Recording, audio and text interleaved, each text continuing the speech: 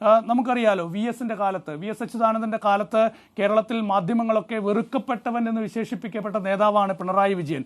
ഒരു മാധ്യമത്തിൻ്റെയും പിൻബലമില്ലാതെ 2 തവണ കേരളത്തിൽ മുഖ്യമന്ത്രിയായ ഒരു നേതാവ് കൂടിയാണ് പിണറായി വിജയൻ. പിണറായി വിജയന് വളരെ കൃത്യമായിട്ടറിയാം പ്രത്യയശാസ്ത്രം കൊണ്ട് തെരഞ്ഞെടുപ്പിൽ വിജയിക്കാനാകില്ല എന്ന് കൃത്യമായി അറിയാവുന്നൊരു നേതാവാണ് പിണറായി വിജയൻ. അതിന് ജനകീയ പദ്ധതികൾ വേണം. അപ്പോൾ ആ ജനകീയ പദ്ധതികൾ നടപ്പാക്കുക എന്നത് പിണറായി വിജയൻ്റെ ഒരു ലക്ഷ്യമായിരുന്നു. ആ ജനകീയ പദ്ധതികൾ നടപ്പാക്കാനാണ് പിന്നീട് പിണറായി വിജയൻ കേരളത്തിൽ മുന്നോട്ട് പോയത്. അത് നമുക്ക് കഴിഞ്ഞ കാലങ്ങളിലെ സാഹചര്യം ഒക്കെ പരിശോധിച്ചാൽ അറിയാം. 2021 തെരഞ്ഞെടുപ്പ് യഥാർത്ഥത്തിൽ CPM-നെ സംബന്ധിച്ച് കേരളത്തിൽ ഒരു പരീക്ഷണമായിരുന്നു. അന്ന് പ്രധാനപ്പെട്ട പല നേതാക്കളെയും മാറ്റി നിർത്തി 2 ടേം വ്യവസ്ഥ കൊണ്ടുവന്നു, പുതുമുഖങ്ങളെ കൊണ്ടുവന്ന് അന്ന് തെരഞ്ഞെടുപ്പിൽ ഒരു പരീക്ഷണം നടത്തി.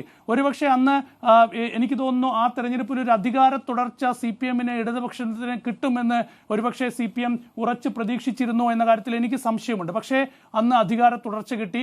അതിന് കോവിഡ് ഉൾപ്പെടെയുള്ള സാഹചര്യങ്ങൾ കാരണമായിരുന്നു. കാരണം ഈ പ്രളയം വന്നിരുന്നു. പ്രളയത്തെ കൃത്യമായി അതിജീവിക്കാൻ അന്ന് പിണറായി വിജയൻ്റെ നേതൃത്വത്തിലുള്ള സർക്കാർ ശക്തമായി മുന്നോട്ട് പോയി. അതിനുശേഷം ഓക്കി വന്നു, അതിനുശേഷം കോവിഡ് വന്നു, നിപ്പ പോലുള്ള പകർച്ചവ്യാധികൾ വന്നു, അതിനെ ശക്തമായി നേരിട്ടു. പിന്നെ അത്തരം ഒരു സാഹചര്യങ്ങൾ 2021 അധികാരത്തിൽ തിരിച്ചു വരാൻ പിണറായി വിജയനെ സഹായിച്ചിട്ടുണ്ട്. തീർച്ചയായും ഒരു സംശയവുമില്ല. അപ്പോൾ ഈ സാഹചര്യങ്ങളല്ല അതേസമയം നമ്മൾ 2026 തെരഞ്ഞെടുപ്പിനെ നേരിടുമ്പോഴുള്ളത്.